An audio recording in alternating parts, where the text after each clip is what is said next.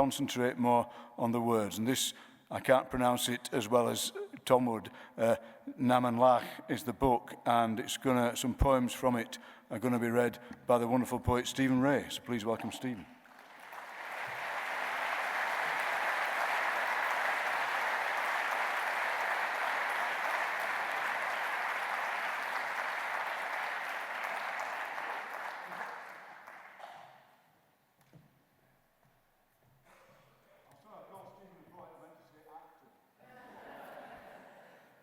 Thank you.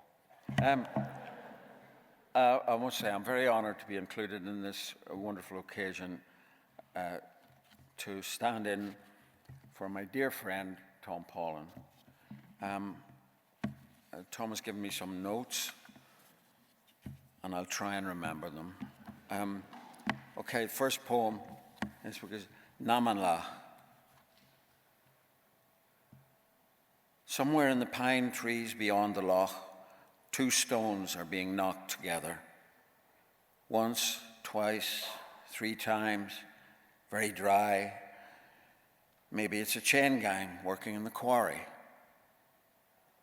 There is no quarry, though, and there never was a chain gang. Only the little chunks of red granite on the long, looping bog road tell of famine relief. Congested districts, that human weather that sticks like salt stains or burrs in your hair. No, I realize all these are not, in fact, the case. It's a stone chat I can hear. It's clattery cry that's like the real hard stuff, poitín distilled on stony hills, where the black creature, the chuch, should be sounding its red beak, its curved bill, against the screes, not hiding out on the soft bog by the loch. And this poem is called Quand vous serez bien vieille, after Pierre de Ronsard. When you're well old and dozing by the fire, spinning wool or cotton under the light of two fat tallow candles, you'll say in wonder as you chant my lines, Ronsard admired me when I once was fair. Then one of your sleepy servants, hearing you speak my name most softly, will wake up from her dreams and bless your name that my desire has made to last so long. I'll be below the earth then, a boneless shadow taking my late rest under the myrtle boughs, and you'll be an old woman on the edge of death, regretting all my love for you and your so high and proud disdain. Heed my cadences then and live only for now. Don't ever bother about tomorrow. Just pluck today life's full-blooded roses. And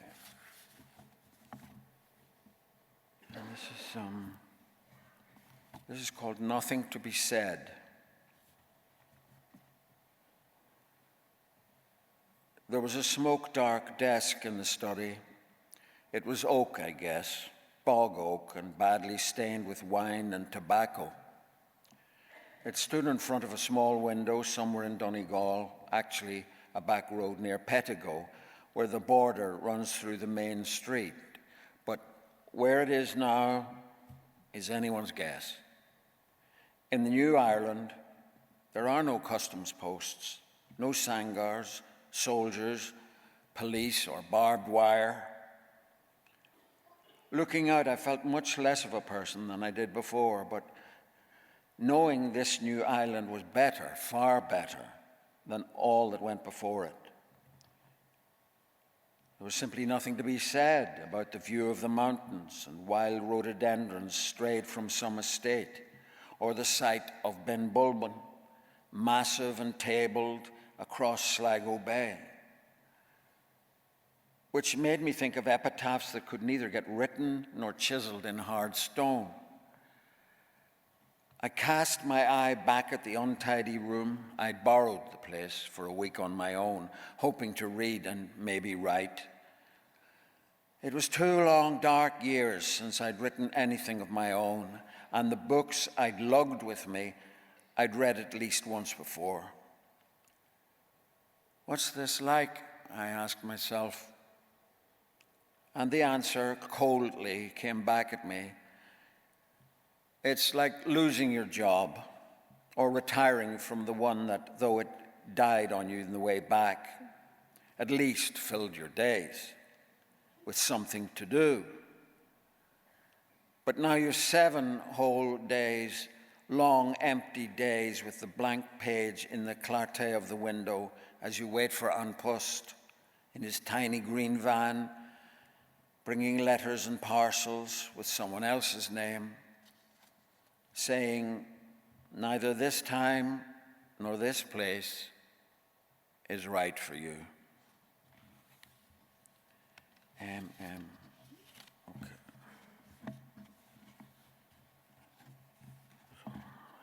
Yeah. Okay, this is a poem called Paul Léon, who was arrested August 1941, died April 1942.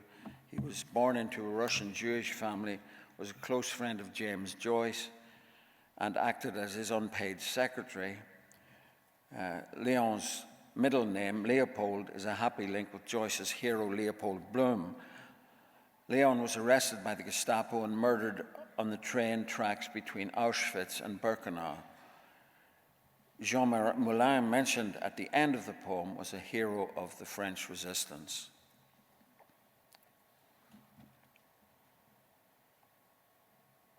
The friend of the blind or nearly blind epic poet in prose, whose poem As Europe Rotted he helped translate into the perfect eloquence of the French language.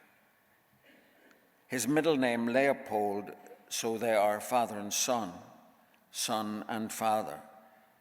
His mind innocent of guillotine garrotte or firing squad. The dear friend will be pushed into a cattle truck in the Gare du Nord, one among so many abandoned by God. Later, there's a timid hush over this episode.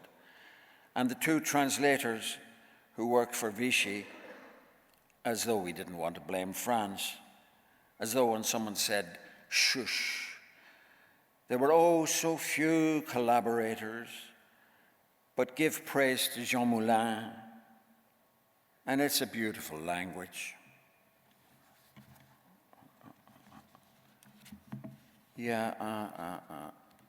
And this is, why have I lost it? This is called Folly Bridge. There's a tall Gothic house beside Folly Bridge, very close to where Tom lives in Oxford, with a tower and statues set into the walls. It brought into mind poets like Milton, Shelley, Yeats, and Larkin, who used the tower as a visionary symbol of the poetic imagination. Okay, it's called Folly Bridge. Strange houses by the River Thames, where just now I'm walking about 8 p.m. this mild October evening. End of National Poetry Day, when words take off, and looking at the light in a window, a tiny uncurtained high-up window in the eccentric Gothic house by Folly Bridge, with those white busts and statues, ghostly figures, set into its darkling walls. Strange crenellated brick by Castle walls. Looking at that tiny light, I think of Milton, one starlit night, staring at the plough and the bear from his high, lonely tower, a tower that passed from him to Shelley, then Yeats, who, though sometimes silly, made a gift of it to Philip Larkin, who looked up at the moon, stark in the night sky, and saw from his high window the keen, silvery, slivery glow of a single air-sharpened blade, which, when all is done and said, is Yeats's luminous lunar words, turned by another pen into a sword, the sword of art, of poetry, but bright and peaceful like the shiny moon or this window above a bridge called folly. Thank you.